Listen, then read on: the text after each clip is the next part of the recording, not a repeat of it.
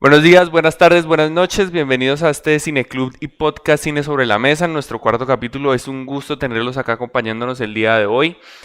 Hoy estamos pues muy felices en nuestro especial de animación, ¿no? Con un gran director que es Satoshi Kon, con una muy buena película, muy interesante, muy pensante película que se llama Paprika, del 2006. De este director que innovó lo psicológico y la fantasía dentro de la animación. Un gran animador japonés, director y guionista. Y estamos acá para hablar sobre él, sobre su importancia en la animación. Y curiosamente, Cami, hoy él está cumpliendo 10 años de muerto. Hoy, 30 de agosto del 2020, está cumpliendo 10 años de muerto. Murió muy joven, hizo 5 películas, 5 grandes películas, de las cuales mi favorita es Perfect Blue. Y pues es un gusto hablar de él hoy. Cuéntanos, Cami, ¿cómo estás hoy? Hola Julián, hola a todos, espero que se encuentren muy bien. Y efectivamente, no, sin dar mucho rodeo, efectivamente vamos a hablar un poquito de lo que es la labor de este director, el aporte de este director, el señor Satoshi Kon, dentro de el cine animado. Pequeña corrección, realizó 4 largometrajes en total, de las cuales Paprika fue el último de ellos. Efectivamente, no fue exactamente hoy, pero hace nada, hace unos días, el día 24 de agosto, cumplió este señor 10 años de haber fallecido. Pero a pesar de eso nos dejó, aunque corta, nos dejó una filmografía clave, muy reconocida y muy importante dentro del cine animado, no solo japonés, sino a nivel internacional. Y pues nada, esto es Paprika, como ya se dijo, estrenada en el 2006, del señor Satoshi Kon, basada en una novela de Yasutaka Tsutsui. Y bueno, lo que vamos a hacer en esta pequeña disertación, vamos a hablar precisamente del aporte del cine de Satoshi Kon a lo psicológico, a lo onírico, y precisamente utilizaremos como ejemplo principal a Paprika, como el hombre, a través de lo onírico y a través de lo psicológico, logra hacer un uso del lenguaje cinematográfico y de animación y de imaginación y de un excelente uso de la fantasía, de elementos del cine fantástico aplicados a esta película. Y Cami, hay algo muy chévere que tú comentas de esta película, que es lo onírico, ¿no? Satoshi Kon en su estilo nos viene a presentar una película que habla de los sueños y que arranca con una secuencia de este detective, este gran detective que sería un personaje importante en el arco de transformación de nuestros personajes, que inicia en sus sueños, ¿no? Una historia que inicia en sus sueños y que Tata estaría muy, muy feliz de comentar, pero lastimosamente Tata no nos puede acompañar, está teniendo problemas con su conexión. Entonces hoy dijo, les mando muchos abrazos y fuerzas y comenten esta gran película. Tata, cuando nos estés escuchando, muchos saludos. Entonces empezamos con esta secuencia en la que nuestro detective y Paprika nos presentan este universo onírico en el cual los sueños y la realidad se vuelven una, ¿no? Entonces el sueño es la realidad y la realidad puede ser el sueño. Y de acá conocemos a nuestra protagonista, que será Paprika, una personaje preciosa, muy bien diseñada. Y desde un principio nos presenta una estructura que va a ser muy, muy loca, una estructura que nosotros no vamos a saber cuándo estamos en un sueño o cuándo estamos en la realidad. Y es lo más bacano de esta película, ¿no? Porque este DC Mini, que es el aparato, este aparatico azul que introduce a las personas en los sueños y que nosotros podemos mirar esos sueños, es muy interesante y muy curioso porque vemos cómo nuestros pensamientos y nuestras ilusiones pueden reflejarse y afectar nuestro entorno y lo de los demás, algo parecido a lo que hablábamos con Amores Perros la vez pasada. cómo las decisiones pequeñas que toma un ser humano puede afectar a muchos otros. Y esta película es una gran muestra de eso, desde los sueños, cómo los sueños pueden afectar el entorno y cómo desde los sueños se pueden construir quién realmente es uno, ¿no? El personaje de Paprika es una nadadora de los sueños y tal vez nos quiere mostrar cómo nosotros a veces dejamos de lado nuestros sueños y los vemos como algo caótico. Y no se vayan solo a los sueños oníricos como nos los presentan acá, sino los sueños de la vida real con este personaje que es el detective, ¿no? Un personaje que quería ser director de cine, pero que le huye a eso. Y es un gran ejemplo que viene a nosotros el día de hoy, a los que estamos acá en esta sala, cómo vemos a este detective y cómo luchar desde lo pequeño por nuestros sueños y volver a ellos puede crear un gran personaje y puede salvar muchas personas, ¿no? Nunca sabemos por luchar por nuestros sueños cuántas vidas podemos cambiar.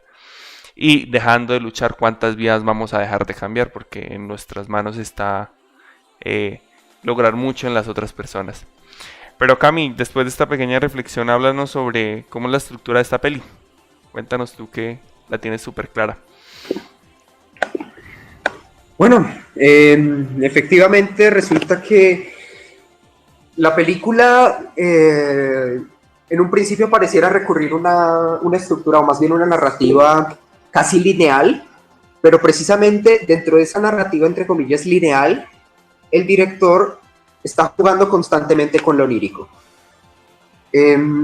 Llegamos al punto en el que quizás es el punto máximo, el punto cumbre de la película, en el que quizás ya no distinguimos lo que son los sueños de la realidad, ¿no?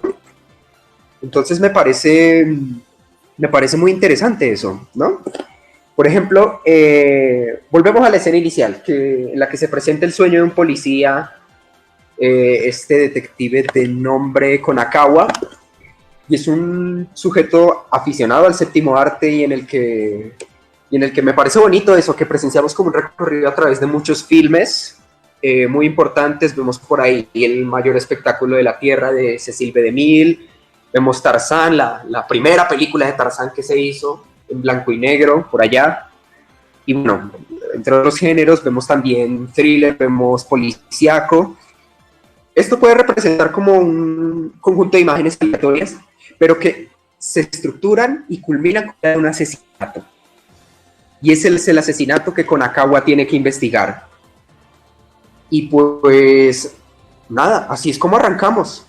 Me parece algo impresionante, me parece algo sumamente atractivo, me parece hasta bonito como seguimos el desarrollo del arco argumental de Konakawa, en cómo quizás él quizás reprime su pasado o sus deseos, pero inevitablemente estos se las ingenian para volver tanto en sus sueños como en la realidad, dentro de su labor como policía, ¿no?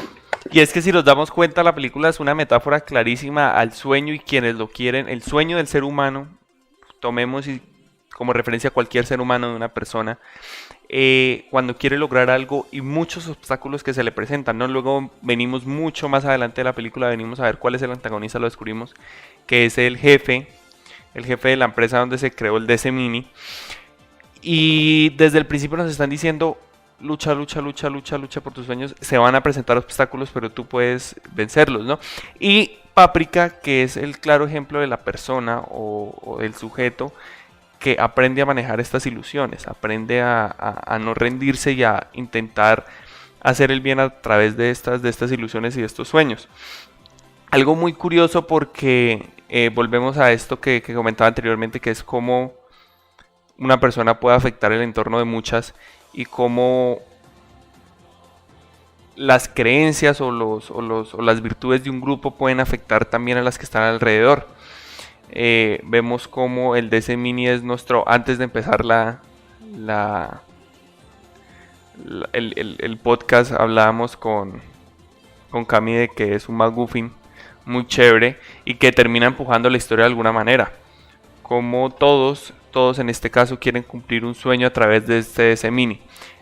Paprika, que quiere ser libre y a la vez quiere que Atsuko también lo sea.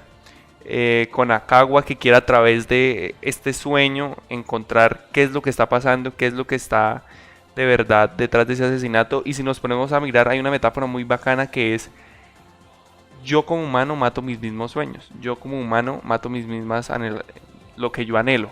Mi persona se encarga de destruir lo que yo quiero buscar. Y luego vienen nuestros doctores, el que es súper inteligente y quiere que se mantenga el DC Mini, que es su sueño y su más grande logro. El jefe, que no cree en estos sueños, que cree que es un ser superior por poder manejar los sueños y quiere hacerlo, ¿no? En un momento vemos como la película se trastorna y se vuelve todo un juego de yo soy el jefe y tiene que estar bajo mis órdenes. Y también es una cuestión hacia la sociedad, ¿no? Como a veces nosotros recurrimos a movernos en torno a una sociedad y no a luchar por romper ciertos esquemas que nos pueden llevar a lograr grandes cosas.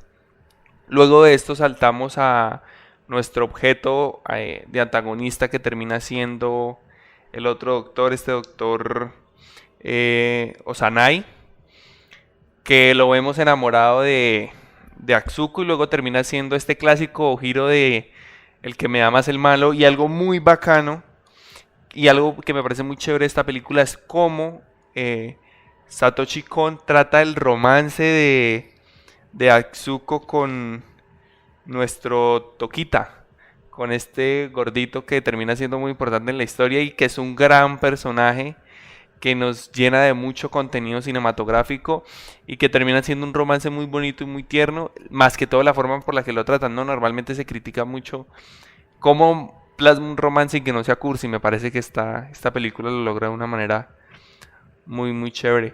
Por ahí veo que nos están hablando en el chat, Cami, cuéntanos qué nos dicen. Bueno, Camila nos cuenta que, bueno, desafortunadamente no tiene micrófono, pero nos cuenta que al final todo esto se vuelve como una especie de juego de muñecas rusas, ¿no? Se llama la mamushka, si no me recuerdo, si mal no recuerdo, si es como se denominan las muñequitas, donde parece que empiezan a despertar, pero siguen en otro sueño. Yo creo que viene muy relacionado con lo que venimos diciendo, en el que llegamos a ese punto cumbre en el que quizás no distinguimos cuando estamos despiertos o dormidos. ¿Qué más decimos por acá? Esquimal, una matrioshka de sueños que precisamente pasa incluso en Inception hacia el final de la película. Que, por supuesto, no es secreto que Inception toma mucha inspiración en Paprika, sí, efectivamente, eso no es un secreto para nadie. Nolan, para hacer Inception, toma conceptos de Paprika para construir su universo.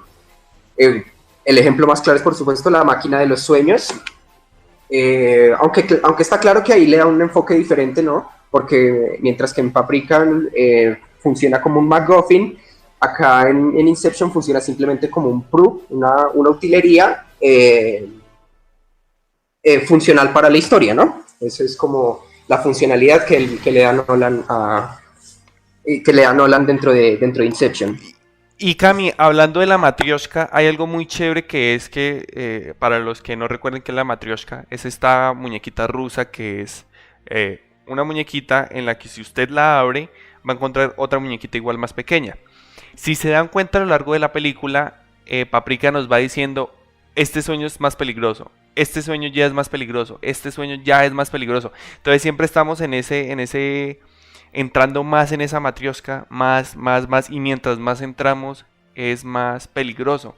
Y tal vez es que el director nos quiere decir: mientras más adentro estén de ustedes mismos, más peligroso se puede volver cómo desarrollarse dentro del mundo en el que estamos hoy en día, ¿no? Conocerse a uno mismo es muy difícil y lograr moverse en sus metas también es muy complicado. Normalmente nos tendemos a conformar con lo que la vida nos pueda brindar, y eso ahí es triste, porque él nos quiere decir que así como los sueños son de peligrosos, tal vez intentar cumplirlos nos puede llevar a un punto en el cual nos conocemos mucho más y nos desarrollamos de manera mucho más alegre. Vemos como este señor que estamos mirando acá en la pantalla, Toquita, lucha mucho porque el DC Mini esté bien y no le pase nada. ¿Por qué? Porque ese es el sueño de él. Incluso arriesga su vida en la película y ataca a los que quiere y a las personas que ama porque ve que está perdiendo este sueño. Entonces es bien triste ver cómo lo afectan y cómo lo malo, este jefe y esta visión de que los sueños son malos y que si usted quiere cumplirlos va a pasarle algo malo y el mundo debe ser real, debe ser honesto y todo tiene que tener un formato y una transición totalmente cuadriculada, pues termina afectándolo muchísimo al punto de que casi muere y termina creyendo todo lo que el jefe quería que creyese, que en este caso podemos tomar a la metáfora el jefe como una sociedad más clara. El esquimal nos quiere contar, cuéntanos. Bueno, precisamente, y perdón por volver a meter a Inception acá, pero es interesante porque en Inception pasa lo mismo, como cada vez que uno va más hondo, cada vez que uno va abriendo más la matrioshka y sacando más muñecas se vuelve más peligroso. Creo que porque precisamente entre más uno, entre más hondo uno vaya en materia de sueños, más incomprensibles se vuelven, en el sentido quizás de lo, no por decir primitivo, sino como esos instintos primordiales que a veces nos cuesta tanto entender, por lo que pues se supone que estamos en una sociedad civilizada y hay muchas cosas que nos han enseñado a reprimir. Pero precisamente eso que tú dices de que algunos sueños sean más peligrosos que otros, precisamente hace hincapié como en esa profundidad, ¿no? En esa complejidad del pensamiento humano, porque a fin de cuentas los sueños son un espacio muy peligroso porque son donde básicamente actúa el inconsciente, donde se manifiestan las cosas reprimidas, donde se manifiestan los deseos deprimidos, los traumas, etcétera. Entonces ir cada vez más hondo en esa matriosca, sin embargo, y eso es algo que también se estudia mucho en la literatura, en lo que es la literatura de los viajes, es ir cada vez más hondo a la esencia del ser humano y por eso es que resulta tan peligroso. Eso es muy cierto. Sí, pero miren que William quiere hacer un aporte acá sobre lo que estábamos hablando. William, cuéntanos. No, pues simplemente que en la película se representan como las características de los sueños, ¿no? Uno siempre se ve en tercera persona en el sueño, es decir, uno se ve como por fuera y uno sabe dónde está, ve todo lo que ve todo lo que uno está haciendo, y eso lo representan. Utiliza siempre en los sueños nosotros evocamos situaciones o cosas que pasan en nuestros días y eso se representa en los sueños. Por ejemplo, el protector de pantalla que tiene el policía es la puerta que él ve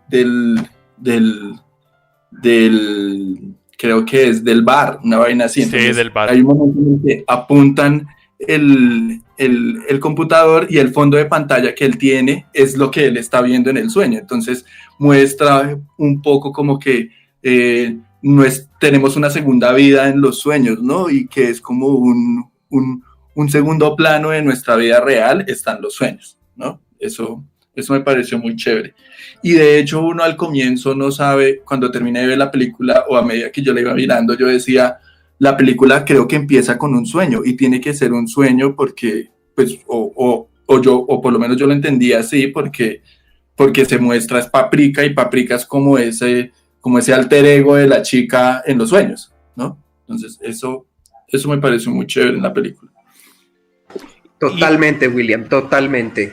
De hecho, precisamente ahí es cuando me parece algo bien interesante que pasa con el personaje de Paprika a lo largo de la película, y es que Paprika viene a representar efectivamente como una especie de... En un principio yo diría que es una especie como de avatar, un avatar que tiene la doctora Atsuko a la hora de de introducirse a sí misma de los sueños, pero conforme avanzamos en la historia, vemos que efectivamente Paprika es toda una persona propia, tiene su propia perspectiva, su propia personalidad, su propia forma de hacer las cosas, y vemos, sobre todo en el último tramo de la película, en la última media hora, en cómo ese avatar comienza a desligarse cada vez más de su usuario, incluso se le empieza a revelar.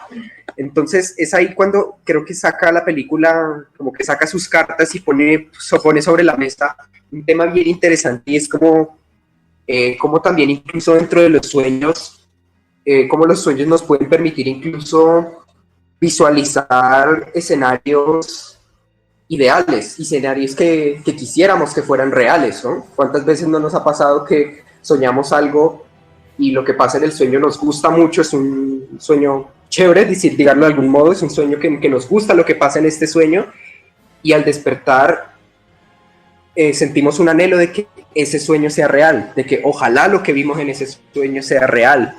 Entonces,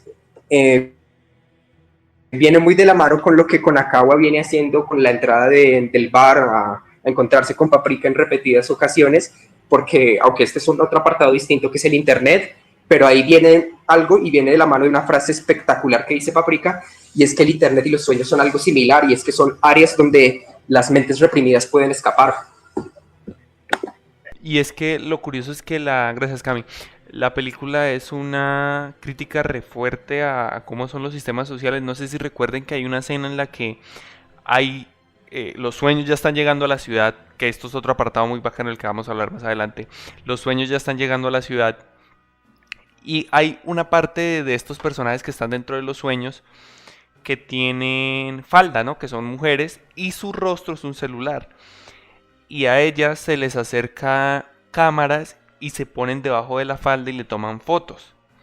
Entonces es como que este proceso de que nos lo reiteran varias veces de tal vez prostitución mental hacia los aparatos tecnológicos, y cómo nos vamos regalando de a poco a este proceso del consumismo internauta, ¿no? Cómo dejamos de ser nosotros y somos uno más de ese golpe internauta que se ve ahorita. Nos movemos de acuerdo a cómo las tendencias se están moviendo, y cómo eso es un irrespeto para nosotros mismos, porque si se dan cuenta, claro, el sueño le está tomando una foto al sueño debajo de su falda. Claro, Dime, Cami. Como que el internet nos permite ser lo que no podemos ser en la vida real, algo así. Sí, y no solo eso, vemos cómo el internet altera lo que somos como personas. Es muy chistoso ver, ya saltando un poquito, saltando de estructura, vámonos a arco de personajes y tomemos al desfile de sueños como un personaje.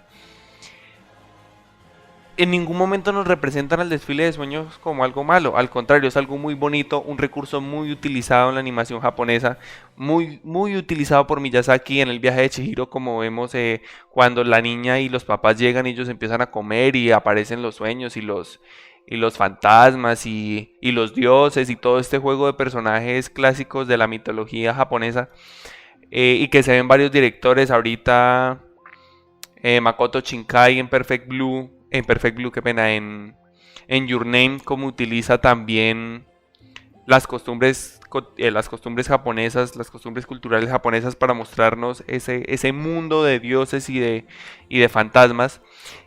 Y acá Satoshi Kon nos muestra los sueños como algo muy bonito, algo muy alegre, muy estético, que si se ven alterados para mal pueden hacer daño. El desfile de ellos, muchas veces a lo largo de la película se preguntan, ¿y hacia dónde va este desfile? Y si se dan cuenta, el desfile pasa por lugares muy inhóspitos y muy muertos para llegar a una ciudad que es algo muy muy vivo, es algo lleno de gente, es algo lleno de cultura, de choques sociales, de conflictos, de dilemas políticos, económicos, y todo el tiempo van en camino a esa ciudad. Cuando llegan a la ciudad, vemos que aparece por fin el jefe en su máximo esplendor y dice algo como: esto no puede ser, que las ilusiones estén en la ciudad, en el mundo real no puede ser, por eso yo las voy a eliminar. Y vemos cómo él las apaga y dice después, cuando Paprika se empieza a tomar el sueño del jefe, vemos cómo dice quién se está tomando mi sueño. Y si representamos a este jefe como el proceso natural de la sociedad actual, podemos ver que es una escena en la cual nos están diciendo: nosotros estamos a merced de algo. ¿Cómo hacemos para detenerlo? ¿Cómo hacemos para confrontarlo? Y nos dice que es a través de los sueños. Entonces es muy chévere como este desfile muy bonito, muy muy bonito, me parece una proeza de la animación y lleno de cositas, ¿no? Lleno de cositas del cual se puede hacer un análisis mucho más profundo. Y como hasta las muñecas que estamos viendo acá en pantalla son súper representativas a la hora de mostrarnos cómo estamos a los pies de ciertas situaciones de la vida cotidiana. Entonces es un análisis muy bacano el que se le puede dar al desfile. Cómo a veces mucha gente lucha para que una sociedad no sueñe y busque sus ilusiones y luche por ellas. Acá Lorena nos contaba, oye, cuéntanos, el Esquimal acá nos está escribiendo bastante, cuéntanos todo eso que tienes para nosotros. Veo que No, pues es que, pues una pregunta que yo tenía como a lo largo de toda la película, y que Lorena mencionó ahorita, pues precisamente es, finalmente, ¿cuál es la naturaleza de Paprika, no? Yo estaba pensando que Paprika no se podía reducir a ser un alter ego de la doctora, porque él Konakawa la ve al principio, ¿no? En la vigilia, y tiene una sesión como privada con ella y ese tipo de cosas. Entonces estaba pensando que era como algo así como un doppelganger, o no sé si Konakawa estaba haciendo una proyección como de lo que veía en el sueño al personaje de la doctora en la vida real, pero finalmente Paprika siempre está detrás de la doctora, y el único momento en donde ambas entidades se separan y ambas son capaces de tomar decisiones aparte y se materializan aparte es finalmente cuando pues, los sueños se adueñan de la realidad, ¿no? Entonces, como constantemente la pregunté durante la película, porque la primera vez que me la vi yo pensaba que eran dos personas aparte, pero sabiendo que es una misma persona, pues yo me puse a pensar, bueno, ¿cuál es la naturaleza de Paprika? No es sencillamente un alter ego, es un avatar, es un doppelganger. Pues yo me voy como por el sentido de que sea un doppelganger, quizás no es como un doble de la doctora físico, sino en ese sentido de una proyección, ¿no? Son dos personas distintas que a la vez son una sola. sí, y ya que dices eso, cuando empezaste a comentar lo de que no es un alter ego, yo tampoco creo que sea un alter ego. Pensé en una canción de Facundo Cabral que se llama No soy de aquí, no soy de allá. Acá puse la letra en la pantalla. Y vemos, hay una escena en la que ya el conflicto está en su clímax máximo. Y Paprika tiene una discusión con Atsuko. Y Atsuko intenta decirle como yo amo a Tokita, pero no lo dice. Y Paprika lo nota, porque en sí Paprika también tiene cierta esencia de Atsuko.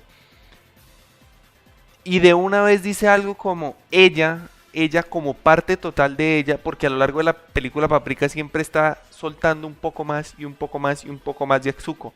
Y al final le dice, ella y yo ya no somos una, con ese ella está, dice algo así parafraseándolo, dice como, ella por fin está siendo ella, o ella está buscando lo que ella quiere.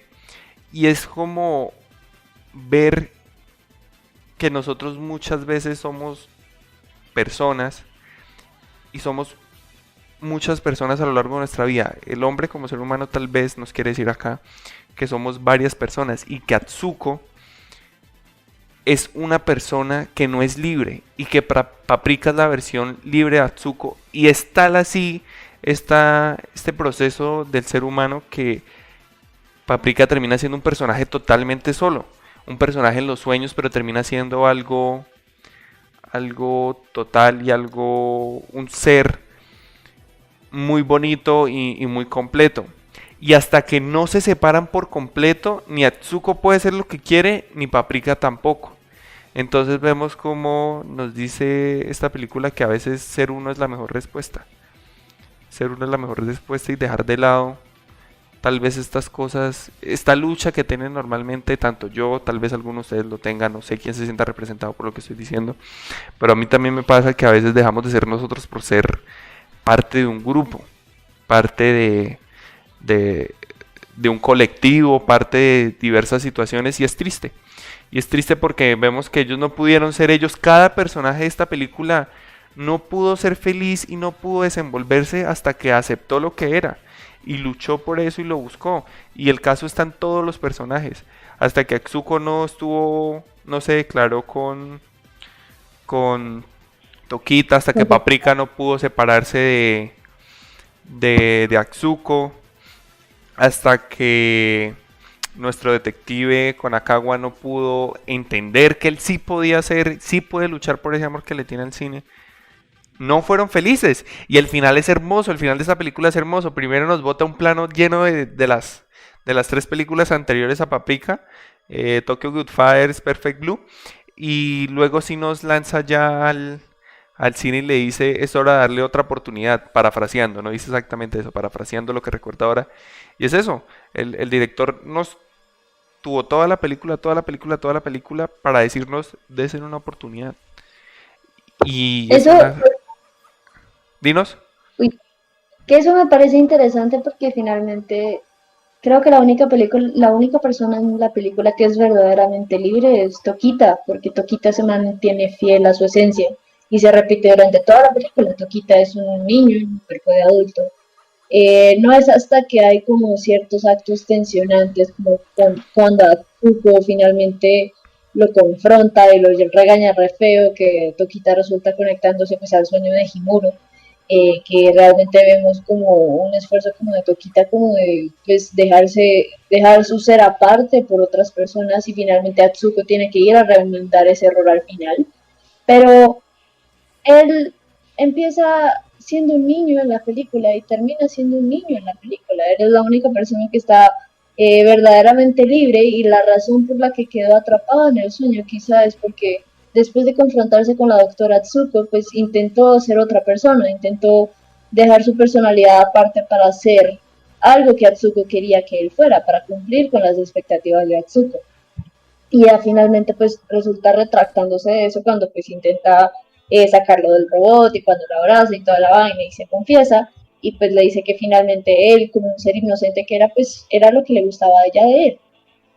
Sí, y es que es muy chévere, o sea, de verdad es muy bonito y muy tierno como este director, dentro de toda esta cuestión del asesinato y de la relación y del invento y del jefe, hay un discurso psicológico muy lindo y esto es algo que este señor eh, Satoshi Kon trata de una manera muy simple, pero es tan simple y la trata tanto en la cotidianidad que nosotros no la notamos, porque a veces lo más difícil, alguna vez decía eh, Cortázar que lo más difícil es lo que nosotros creemos hacer bien cada día, ¿no?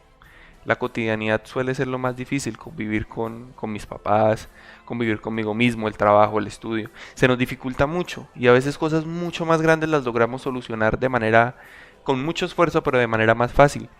Y él nos dice como el valor de las relaciones es muy importante y siendo yo voy a encontrar gente que me ama. Siendo yo de una manera positiva, no como un yo que pongo a mi merced cualquier cosa a pesar de que afectó a los demás, no. Tampoco ese es el sentido. Sí, como vemos algo muy chévere que nos decía acá anteriormente la chica que nos hablaba, que en este momento se me olvida el nombre, es el valor que tiene el personaje de ser el mismo y cómo esto construye una relación muy bonita. Entonces es muy chévere cómo el director nos trata esto. Oye, ¿Cóndor no tienes micro? Creo que no. No, esto es un no. Cami, ¿qué nos dice ahí Cóndor? Vale, de acuerdo, tranquilo, Condor. Acá nos encargamos de comunicar tus ideas. Todo sea en para caso que de vueles libre. dificultades. Todo sea para que vueles libre. Bueno, nos comenta que precisamente eso es algo que le gusta mucho en los personajes de esta película, y es que en casi todas las películas los personajes saben qué hacer o tienen las cosas resueltas. Bueno, esto puede ser cierto. Por ejemplo, el ejemplo más obvio que ahorita seguimos mencionando, a Inception, los personajes Los personajes en esa película son más como amuletos, si se quiere, y están vistos más como de una forma para... Roles actantes claros.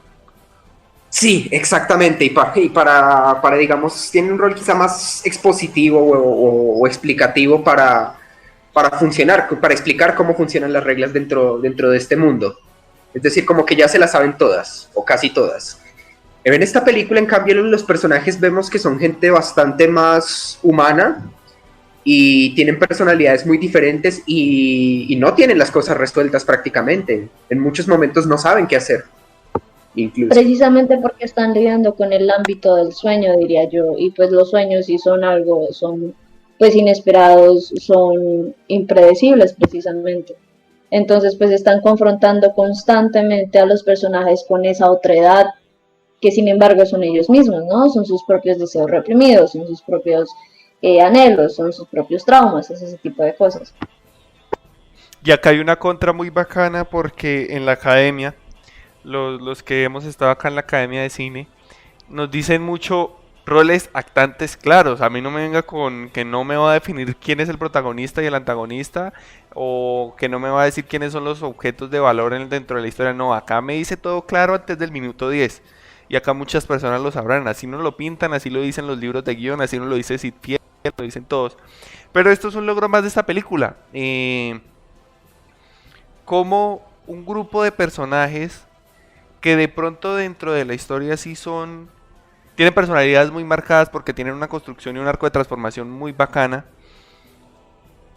pero hasta el final de la película no vemos la importancia que tienen ellos dentro de la resolución de los sueños, ¿no? Cada personaje termina siendo un factor súper importante, y aunque no tienen mucho en común las 2-3 historias que se trabajan acá, están estrechamente conectadas por los sueños y las personalidades de los personajes. Este man, el detective, está enamorado de Paprika. Y no está enamorado de Paprika, realmente está enamorado de él cuando está con Paprika, porque cuando está con Paprika logra obtener sus sueños. Si vemos al final, cuando recibe la carta, es hasta cuando él decide volver al cine. Y es por eso, porque él se da cuenta que no estaba enamorado de Paprika, sino estaba enamorado de la capacidad que tenía ella de mostrarle sus anhelos y que él podía ser feliz dentro de esos anhelos. Entonces está muy chévere cómo los sueños conectan a todos estos personajes y cómo el desfile es una locación que sirve para mostrarnos la belleza del sueño, todo lo que puede tener la cabeza de una persona, porque si nos ponemos a mirar también, el desfile puede ser el sueño de una persona junto al de muchas otras. Entonces hay objetos, locaciones y pinzas y índices que son súper importantes en la historia. Entonces acá Cóndor nos decía, Cami. Sí, nos dice que no podía dejar de pensar que, bueno, yo también pensé eso, Cóndor, que el director es este personaje que se llama Inuis, el profesor Seijiro Inui, tiene un físico bastante parecido al del profesor X de los X-Men. Es imposible no hacer la relación. Muy cierto. Sí, y es muy chistoso, ¿no? Porque llega de la nada como llegaba el Dr. X, así en su sillita de ruedas, y aparece acabamos de ver una escena de él, curiosamente, acá en la transmisión de la pantalla, mírenlo como aparece de la nada y con su cara seria, y es muy curioso la estética del personaje. Entonces, para seguir avanzando en el conversatorio, ya venimos de tocar la estructura lineal de nuestra película y cómo dentro de esa linealidad hay un desarrollo onírico muy lindo, muy chévere. Vemos cómo es el arco de transformación de los personajes y qué representan estos índices de los personajes dentro de una historia. Ya descubrimos lo íntima que puede ser, lo analítica hacia los procesos del ser humano que puede ser, pero saltémonos a algo más técnico, vámonos para la animación, para la fotografía, para el sonido.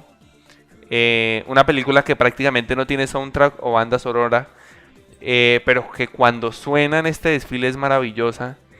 Y también vámonos para comentarios. ¿Quién no le gustó la peli? Mientras vamos tratando esto de la luz, el sonido, la animación, alguien también que nos comente qué no le gusta, por qué no le gusta y qué siente que hubiese sido mejor en ese momento de la peli.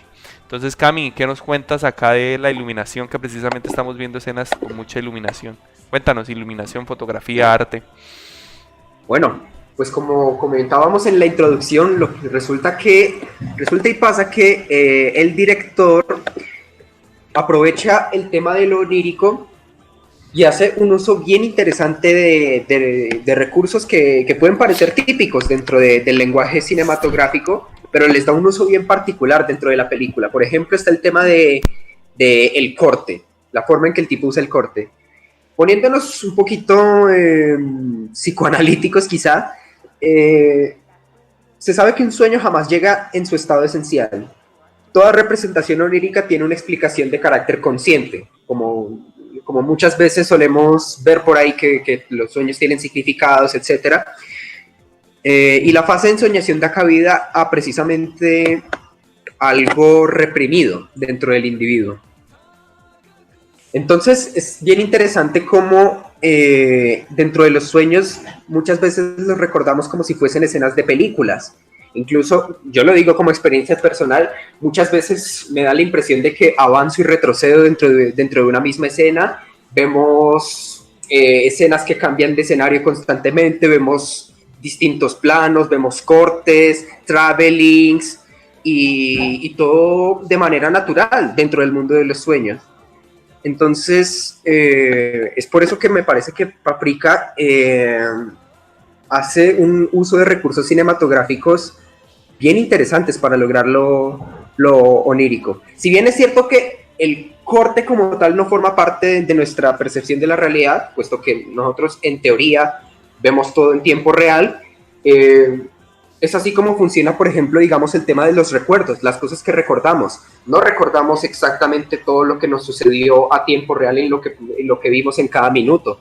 Siempre son una serie de imágenes selectas que no precisamente tienen una continuidad o no son consecutivas. Es decir, que el corte nos sumerge en una ensoñación, y esa ensoñación es nada más y nada menos que el cine. Súper lo que dice Cami. Y Cami, mire, usted que es bien fanático de esto, por ahí vi que alguna vez puso una lista de sus 30 películas de esta década. Y entre esas estaba La Isla Siniestra, esta película de Scorsese. Y yo pensando acá lo que decía usted de este salto de transición, iluminación y juego de luces. En La Isla Siniestra se logra de manera maravillosa, muy recomendada la peli. Satoshi Kon es un maestro, miren, les recomiendo totalmente Perfect Blue. Satoshi Kon es un maestro para lograr que nosotros ni siquiera nos demos cuenta de en qué momento pasamos entre la realidad o la ficción o la psicología, porque él en Perfect Blue es más algo psicológico, cómo maneja los traumas y los miedos de las personas, pero acá con este juego de fantasía, incluso hace algo que es muy arriesgado, que volviendo a la academia nos dicen que no se debe hacer para nada, que es perder el eje. Y lo más curioso es que él lo pierde a propósito, él nos mata el eje, nos gira 90 grados y uno lo siente honesto, es lo más curioso. Está tan bien trabajada los procesos de transición entre las escenas que incluso cuando él pierde el eje a propósito, uno no se siente incómodo en la película. Vaya uno haciendo un cortometraje en la casa, pierda el eje y no siente que está viendo otro universo y otra película. Entonces es algo muy chévere, algo que yo hablando con Cami antes de empezar la película, es algo que se puede permitir la animación, ¿no? Estos detallitos, acá estamos viendo la pantalla y esto que está acá puesto en la pantalla, este desorden del doctor Tokita, no podría verse de ningún... Sería muy complicado que en arte, en una película esté. Además sería algo con mucho presupuesto. Y acá este señor que hace una animación totalmente limpia, totalmente perfecta, lo maneja de manera excelente. Y desde donde lo trata en la fotografía, si vemos, acabo de discutir con...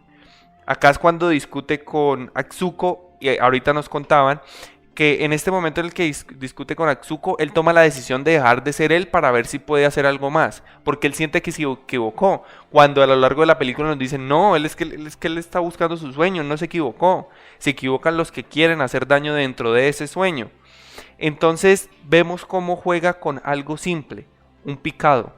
Acá un picado sencillo con un desorden muy grande y nos hacen ver que Toquita es alguien muy pequeño, alguien muy triste, alguien muy sucio, cuando en realidad es una persona muy inteligente con muchas ganas de lograr ciertas cosas dentro de esta trama.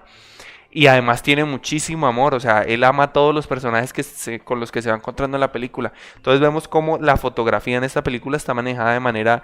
Yo de verdad no sentí en ningún momento que fuese una escena antinatural. Sentí que en todo momento la fotografía está manejada de manera perfecta.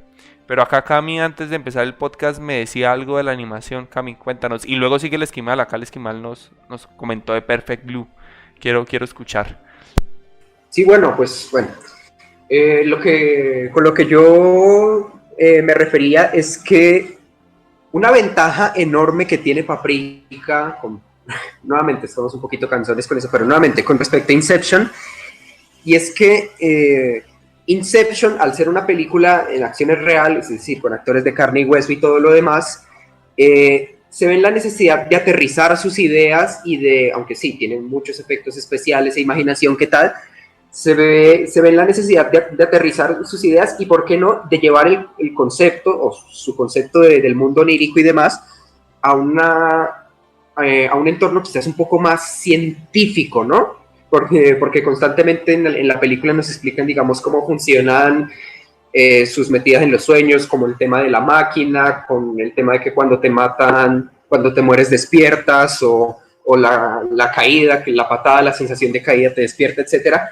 Mientras que Paprika, al ser una película animada, cuenta con una ventaja enorme, y es que el director se puede dar el lujo de hacer todo un despliegue de imaginación y de fantasía impresionante para, digamos, representar su percepción del mundo de los sueños.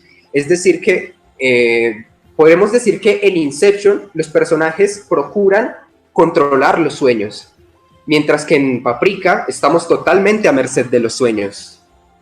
Eso es algo que me parece bien interesante, y que la película sabe manejar bien, y que precisamente gracias a su conciencia del simple hecho de ser una película animada puede dar un despliegue fantástico, porque Inception va más orientada a la ciencia ficción, mientras que Paprika hacia la fantasía, pero gracias a eso es que se permite hacer ese despliegue de animación impresionante.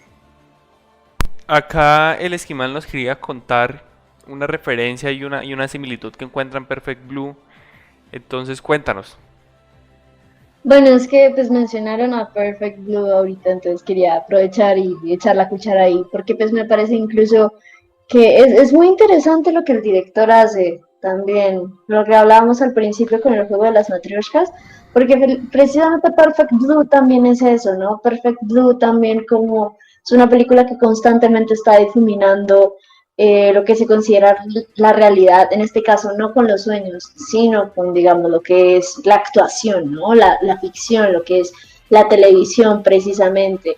Y me parece fantástico que lo hayan metido como una película dentro de Paprika, porque eso lo hace una producción como, yo diría, autoconsciente, por decirlo así, y le agrega como un nivel incluso más hondo de profundidad a lo que Perfect Blue ya tenía de por sí, porque pues Perfect Blue es una película, a diferencia de pues Paprika, un poco más densa emocionalmente. Y si bien uno creía que las cosas seguramente ya estaban resueltas con base en el final, esta película le vuelve a añadir como un nivel más de profundidad, precisamente porque Perfect Blue es una película que trata de esa diferencia entre la realidad y pues la actuación, la realidad y la película en la que está participando esta nena, la idol de Cham. Y finalmente se vuelve autoconsciente porque todo eso pasa dentro de una misma película que sale en Paprika. Entonces era un comentario ahí suelto que también me parece interesante, porque pues no es precisamente la primera vez que Satoshi Kon pues juega con el tema de las matrioshkas, que es la realidad, ¿no? La realidad de sus productos. Eso también se ve en sus otras películas. Sí, y es muy chévere mencionar a Perfect Blue en este caso porque yo cuando veía Paprika pensaba en Perfect Blue mucho, mucho, porque siento que esto es... A mí me gusta más Perfect Blue, pero siento que en esta el director se arriesgó a ir a algo más. Dijo, ya traté lo psicológico, ¿por qué no me meto al alma, por decirlo así, a los pensamientos más profundos, a los pensamientos que ya no son realidades, sino que son actuaciones, que son oníricos? Entonces me parece muy chévere que él haya tomado la decisión de hacer y escribir, porque es un guión espectacular. Satoshi Kon como guionista, o sea, a mí algún día en la vida me gustaría ser así de bueno como guionista. Es maravilloso como guionista. Y lo logra muy bien estas transiciones entre la realidad, la fantasía, entre la realidad y lo psicológico. Para ir terminando acá nuestro podcast del día de hoy, Cami, ¿qué nos quieres decir?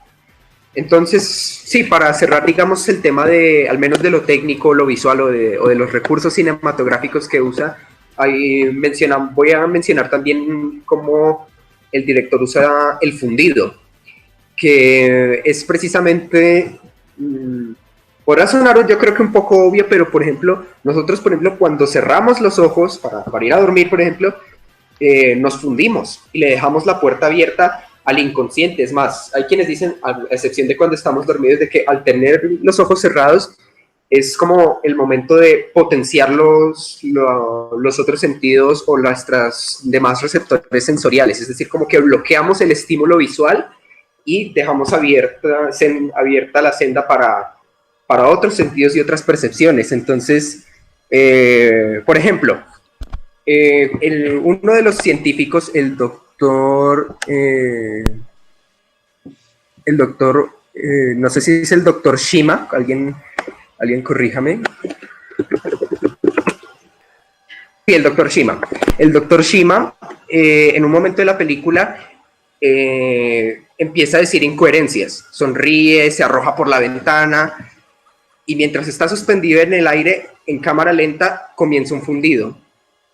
La pantalla se pone en negro y súbitamente el mundo onírico irrumpe. Aparece de golpe en la escena y empezamos con las criaturas extrañas y con los elementos de la vida cotidiana cobrando vida, y es como el descenso hacia el abismo. Todo eso para representar que el científico está atrapado. Entonces es como justo gracias a través de ese fundido se abren las puertas del mundo onírico. Eso me parece una representación bien bacana y bien interesante, porque precisamente con el fundido que hacemos en nuestra vida cotidiana, que implica cerrar los ojos, le abrimos las puertas a un mundo de percepciones y de sensaciones que quizás pasan desapercibidas dentro de nuestro estímulo visual. Sí, súper. Súper, Cami, tienes toda la razón. Recursos, recursos. Este director no se cansa de usar recursos y recursos y recursos. Más que todo por eso visualmente la película nunca aburre. Pero acá quiere aportar William. William, cuéntanos. ¿Qué comentario nos quieres? Ponlo sobre la mesa. Sí, pues es indudable el aporte y todos los recursos oníricos que utiliza. Y cuando la estaba viendo, porque antes de eso, pues quería como recomendarles una película que cuando la vi, mientras estaba viendo Paprika, recordé ella. Es una película de un cineasta chino que se llama Vigan, Largo viaje hacia la noche se llama. Básicamente es un viaje onírico donde retoman algunas de las cosas que ustedes decían, donde uno no se da cuenta cuando es realidad y cuando es ficción, ¿no? Entonces quería como recomendarla para que ustedes la revisaran. De nuevo es a Certain Regard, esa categoría me fascina en el Festival de Cannes. Siempre presenta películas que están muy voladas en cuanto a cómo representa el director lo que quiere representar. En este caso es el deseo de una persona por encontrar a su amor, y utiliza mucho el recurso onírico. Y pues no, definitivamente yo también prefiero Perfect Blue. Me parece que su que es un poco más directo el mensaje que quiere dar, es quizás un poco más profundo frente a las dificultades que presenta, frente a la frustración, por ejemplo, de una persona, frente a sus demonios internos. Entonces, me parece que preferí muchísimo más, además que algo que no me gustó tanto de Paprika era lo que ustedes decían, que no tenía una banda sonora, ¿no? No había una, sino que simplemente como esa música tradicional japonesa, y solo sonaba cuando aparecía el desfile. Eso fue uno de los aspectos que no me gustaron tanto de la película. Vean esa película, es un largo viaje, en serio. William, es la que estamos mostrando en pantalla, ¿cierto? Sí. Entonces, la vamos a ver claro. El grupo de Cine sobre la Mesa la va a ver claro que sí, porque la recomendaste. Esperamos el resto, cuando tenga tiempo, también la pueda ver. Y la otra semana, en el siguiente podcast, y muy pronto les cuento ahí, estaremos con gente muy interesante. Por ahí un nuevo director brasileño con el que estaba hablando. Gente muy interesante estará en ciertas entrevistas en las que ustedes van a poder dejar sus preguntas. Entonces, atentos, que Cine sobre la Mesa traerá buenas cosas muy chéveres, para ir ampliando este cineclub. Recomiéndenle a sus amigos. Hay contenido en la página @cine sobre la mesa. Recuerden, ahí pueden ir a seguirnos. Y hay contenido muy interesante de toda la cinematografía mundial, histórica. Entonces, muy recomendado para que se echen una pasadita. Aparecemos en Facebook y en Instagram. Recuerden también en nuestro canal de Spotify y de Evox, Cine sobre la Mesa, en el que están quedando estos podcasts y esta conversación de nosotros de hoy. Y esto, William, nos vemos la otra semana y te comento, Camilo, yo creo que también te comento cómo nos fue en ese largo viaje, para ver qué tal, cuál es nuestra opinión hacia esa película. Ojalá sea muy constructiva. Y ya para ir cerrando nuestro podcast del día de hoy, quería hacer unas últimas comentarios sobre lo técnico, sobre lo más puntual de la peli. Una película con una animación muy vasta, que para la época, para el 2006, fue maravillosa. Personajes preciosos. A mí me encanta Paprika, me parece una personaje animada preciosa. Y quería comentar esto, no sé si están viendo pantalla, que en varias secuencias la única personaje que rompe la cuarta pared es ella. No sé si se dieron cuenta que hay varias escenas en la película, unas 5 o 6, en las que ella nos mira, que Paprika nos mira. Y yo siento que esto no está puesto porque sí, yo siento que esto está puesto porque Paprika no deja de ser, a pesar de que en el arco de transformación de personaje se convierte en algo más propio, no deja de ser un sueño. Y es ella mirándonos, o sea, como invitándonos a que nos miremos hacia adentro, a que nos miremos nosotros mismos. Siento que esa película nos invita bastante a eso, a buscar dentro de nosotros, porque es un reflejo muy fuerte de lo que los sueños y las pesadillas pueden lograr. Y si se dan cuenta, al final de la película, cuando Atsuko nos dice, hace poco tuve un sueño, parafraseando, si quieren lo voy buscando por acá, hace poco tuve un sueño, y hace mucho no los tenía. O sea, como un solo sueño, acá les voy a poner en pantalla para leerles. Les dice, yo igual tuve un buen sueño, el primero en mucho tiempo.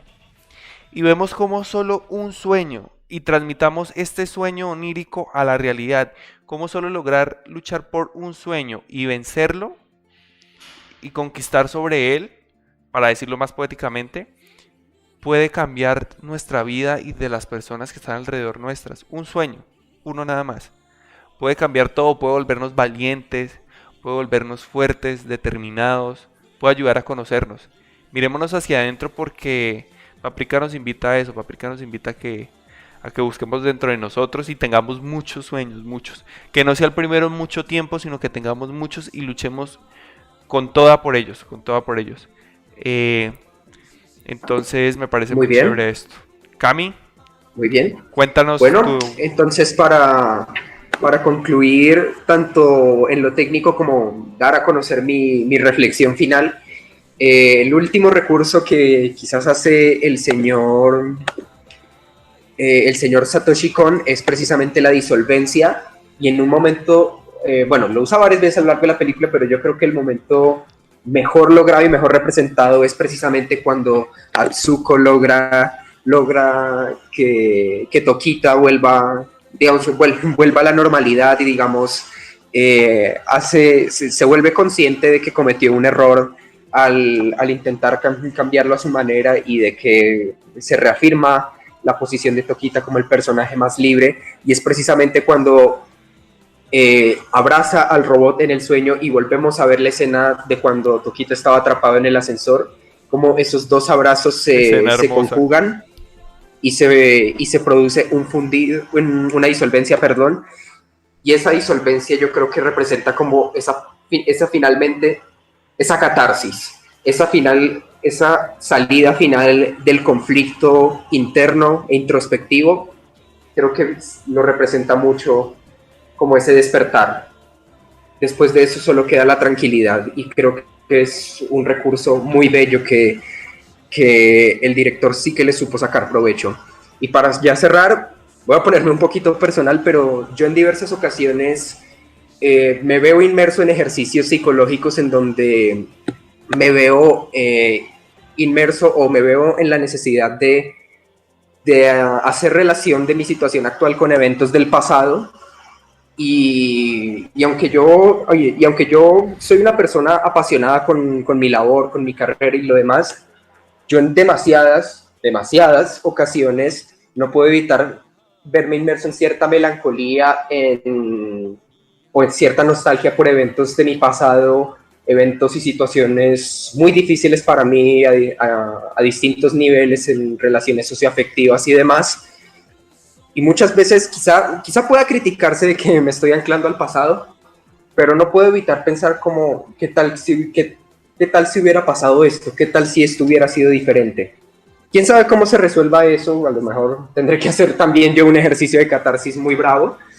Pero precisamente eso es algo que quizás yo tengo en común con el personaje de Konakawa, que es mi personaje favorito de la película, y es que precisamente yo todavía estoy en la lucha por eso. Konakawa sí lo consiguió, y estoy como quizás en el cierto forma de a través de mis sueños, porque muchas veces en mis sueños vuelven a acecharme estas situaciones y estas escenas de mi pasado, en el que finalmente pueda quizás hacer la paz con ellos. Así que es una lucha constante, y en la que más de uno, no solo yo y no solo Konakawa, se ve inmerso, y en la que se sigue adelante. Vamos a seguir qué pasa en el próximo sueño. Y ya saben, desde Cine Sobre la Mesa los invitamos a que sueñen, a que luchen. Sabemos todos que tanto Cami como los que nos escucharon hoy y los que nos van a escuchar desde el podcast tienen problemas y tienen luchas, pero sueñen. Sueñen, porque acá vemos como Atsuko, Paprika, Konakawa y todos nuestros personajes, soñando, lograron esta catarsis que nos la define Aristóteles como la purgación del alma. Purguémonos para poder lograr estar bien con nosotros mismos, porque si logramos estar bien con nosotros mismos y soñamos, vamos a estar bien con los demás.